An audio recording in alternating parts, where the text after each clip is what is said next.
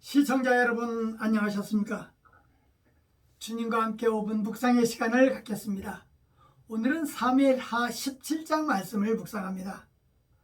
본문에서는 당대 최고의 머리학가인 아히도벨이 지친 다윗을 기습 공격하여서 죽이자는 주장을 폈습니다. 과연 그의 머리학은 탁월한 것이었습니다. 하지만 이와 정반대의 머리학을 제시한 후세의 머리학이 받아들여지자 아히도벨은 스스로 자결하였습니다. 아히도벨은 다윗의 추격에 대한 자신의 머리학이 채택되지 않고 후세의 머리학이 채택되자 고향으로 돌아가서 자살을 한 것입니다.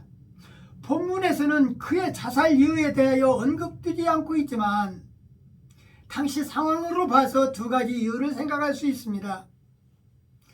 하나는 지혜롭다라는 명성을 잊어버렸다라는 수치감 때문에 자살했을 것이고, 다른 하나는 자신의 머리학이 채택되지 못함으로 인해서 압살롬의 반역이 실패하고 다윗이 예루살렘으로 입성하면 결국 자신도 죽을 것을 예견하고 자살했던 것입니다.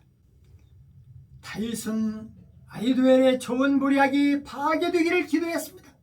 하나님께서는 그의 기도를 들으시고 아히도벨의 좋은 머리학을 그렇게 파하셨던 것입니다. 아히도벨의 머리학은 정예병 1만 2천으로 다윗을 업습하여 다윗만을 죽이자는 것이었으나, 후세는 다윗이 격분한 상태에 있고 그가 병법에 익숙한 자이므로 전 이스라엘을 모은 후에 그를 치자는 지연작전을 내세웠습니다. 후세는 다윗 군대가 싸울 준비가 되어 있지 않다라는 것을 알고 시간을 주기 위해서 이런 모략을 냈던 것입니다. 하나님께서 아히도벨의 모략을 파하신 것은 그가 여호와의 언약에 대항했기 때문이었습니다.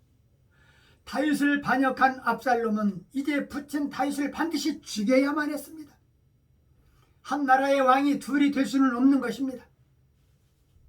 압살롬이 측근인 아히도벨과 온 이스라엘 장로들과 의논한 결과 다윗을 지금 추격하여 죽여야 한다는 쪽으로 의견을 모았지만 그곳에 있던 후세는 다른 의견을 내놓았던 것입니다.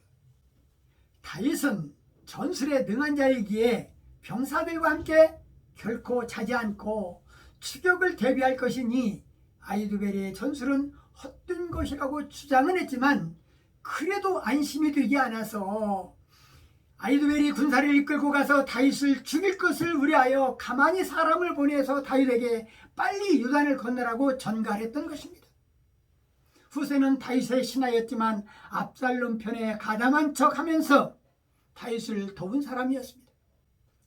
본문은 아히도벨과 후세의 모략 대결에서 하나님의 개입하심을 강조하고 있습니다. 아히도벨은 소규모의 특수 정예부대를 편성하여서 다윗을 기습적으로 공격할 것을 압살롬에게 권했지만 이에 후세는 전쟁을 전면적으로 이끌어 다윗이 시간 벌 기회를 제공했던 것입니다. 다윗이 후세를 스파이로 잠입시킨 것은 지혜로운 행동이었습니다. 그러나 결정적으로 다윗을 승리로 이끄시는 구원하신 분은 하나님이셨습니다. 다윗은 하나님을 신뢰하는 지도자였습니다. 그는 법궤를 가지고 다니며 하나님을 이용하여 자신의 어려움을 이기려 하지 않았습니다. 오히려 그는 자신을 저주하는 시므이도 하나님의 손에 맡겼습니다. 오늘 말씀을 묵상하면서 저나 시청자 여러분들은 하나님을 이용하여 나의 이익을 구하지는 않는가? 아니면 오직 하나님의 영광을 구하고 하나님을 의지하며 하나님의 개입하심을 철저히 신뢰하는가? 우리가 항상 기억할 것은 모든 일의 결국이 하나님 손에 달려있다는 것을 잊지 말도록 하여야 할 것입니다.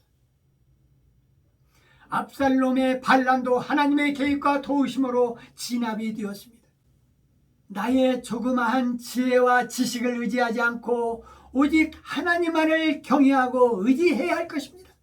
다윗 가정에 한치 앞을 볼 수 없는 칼바람이 불고 있는 그 이유가 권력의 욕심 때문에 가져온 비극이었습니다. 또한 하나님의 말씀 성취였습니다. 오직 권력에 집착하면 욕심이 잉태되는 것이고 하나님을 외면할 수도 있는 것이고 부모의 형제를 죽일 수 있습니다. 다윗 가문의 권력 투쟁에서 우리는 무엇을 느낄 수 있었을까요? 하나님을 잊은 자들은 권력을 위하여 부모까지 살해하려는 짐승이 되는 것을 보았을 것입니다. 권력은 겸손함을 잊어버리게 하는 마취제와 같다라는 사실을 잊어서는 안 될 것입니다. 오늘 말씀 여기까지입니다.